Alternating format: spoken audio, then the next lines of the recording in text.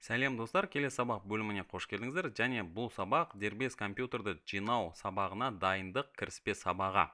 Яғни біз алдыңғы сабақтарда осы дербес компьютердің басты құраушы бөлшектерін талдадық. Соның ішінде жүйелік блоктың ішінде орнатылатын кішкентай басты негізгі құраушы бөлшектері процессор, жүйелік тақша, жедел жады, қатқыл диск, видеокарта, қоректендіру көзі.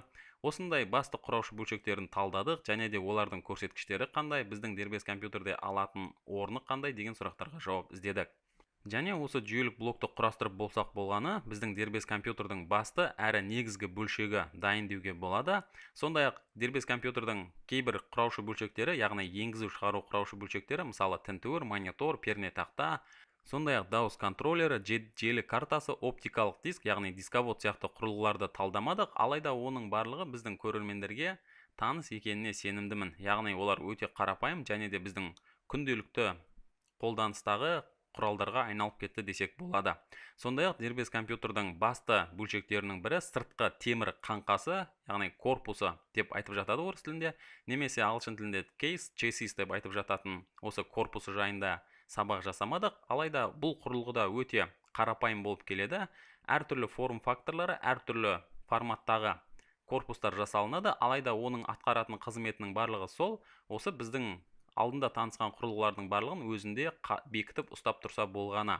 Енді корпус көп жағдайда осы жүйелік тақшаға байланысты таңдалынады.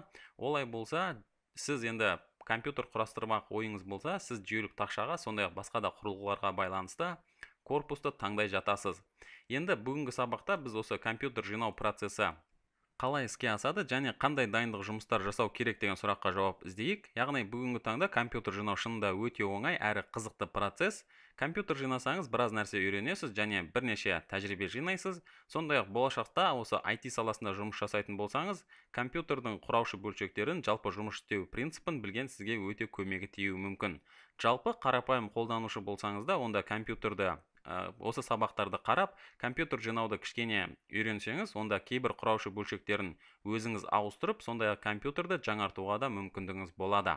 Алайда компьютер жинау барысында ескеретін және есте сақтайтын бірнеше дайындық жұмыстары, яғни сақтық шаралары бар. Сондықтан компьютер жинауға тәжірибеңіз жеткіліксіз болса және де бұзып алу қаупі туындайтын болса, онда бұл мәселені тәжірибесі мол мамандарға бергенде дұрыс. Алайда егер кірісетін болсаңыз, онда кейбір дайындық шаралары және дайындық жұмыстарын ұмытпаймыз. Яғни сіздің жұмыс орныңыз ол шаң тозаңнан таза әрі жарық болғаны дұрыс. Сондай-ақ статикалық электр тоғынан сақ болу қажет, себебі компьютердің құраушы бөлшектері, кейбір құраушы бөлшектері осы статикалық электр тоғына өте сезімтал болып келеді. Енді статикалық электр тоғынан қалай сақтанамыз деген сұрақ туындайтын болса, оның бірнеше әдісі бар. Соның ішінде ең кең қолданылатын әрі ең сақ болып есептелінетін түрі ол әрине мынандай антистатик қолбауды сатып алу. Енді бұны бір жағын қолға тағамыз, екінші жағын статикалық тоқты жұтатын құрал, яғни бөлшектерге жалғаймыз. Оның мысалы ретінде осы компьютердің сыртқы корпусын айтуға болады. Сондай-ақ қоректендіру блогын тоқ көзіне қосып, оны өшіреміз және осы жерге бекітіп қойсақ болады.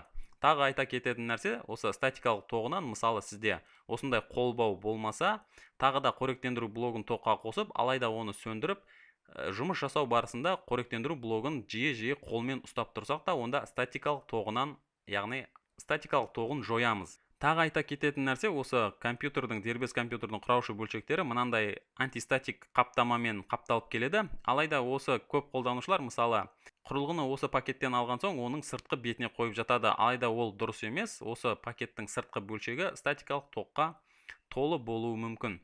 Олай болса, құрылғыны алғаннан кейін оны қорапшаның бетіне немесе жұмыс үстеліне қойған дұрыс.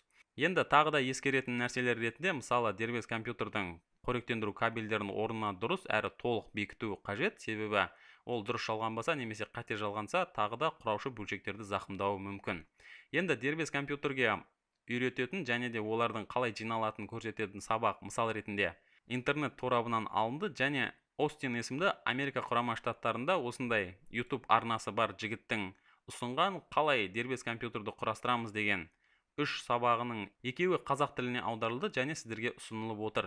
Енді бұл неге алынды деген сұрақ туындайтын болса, бұның яғни ұсынуы және де көрсетуі өте тамаша сияқты, және де сіздерге дербес компьютердің жалпы құраушы бөлшектерінің жиналуы, орналасуы түсінікті болады деген ойдамын.